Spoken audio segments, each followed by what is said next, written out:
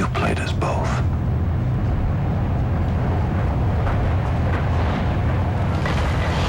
I'm not sure what you think is going to happen here, Michael. One little thing. What's that?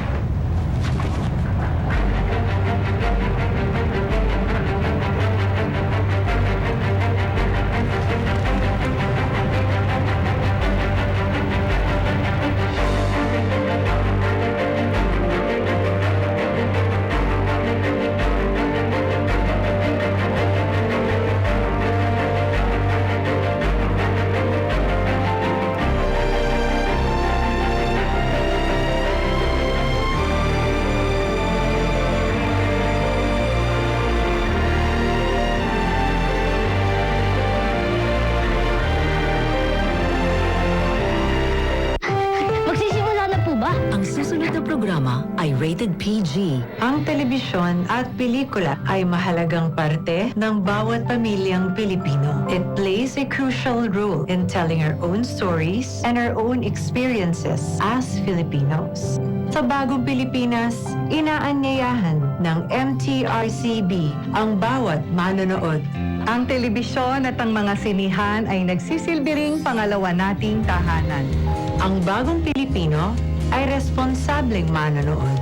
Kaya't sisiguraduhin ng MTRCB na protektahan at pagyamanin ang ating unique Filipino viewing experience.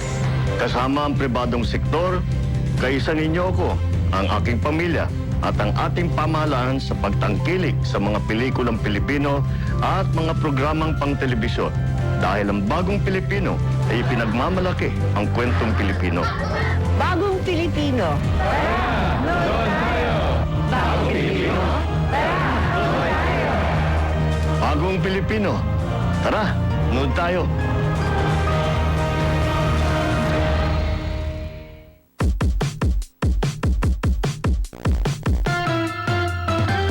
Ang bawat araw may surpresang saya, may pabaong ngiti at tawa.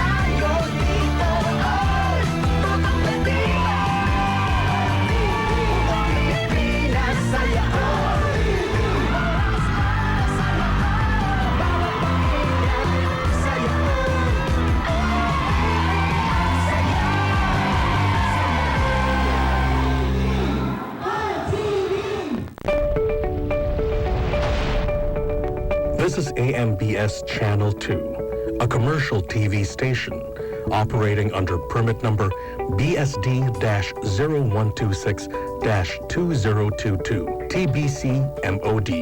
Channel 2 transmitter is located at Diliman, Quezon City. AMBS Channel 2 is operated by a professional electronic engineer, duly licensed by the Professional Regulation Commission. Engineer Erwin B. Senora, PECE number 0001448. Engineer Romel G. Ardenio, ECE number 0023097. Engineer John Christopher De Los Santos, ECE number 0080759. Engineer Joshua R. Castro, ECE number 0080760. Orlando M. Lagarta, 93-1PNCR-6016. Rene O. Agravante, 93-1PV-5715. Jose P. Buban, 94-1PV-8960. Mon Israel U. Bagay, 09-1PCAR-23697. This is AMBS Channel 2, now signing off.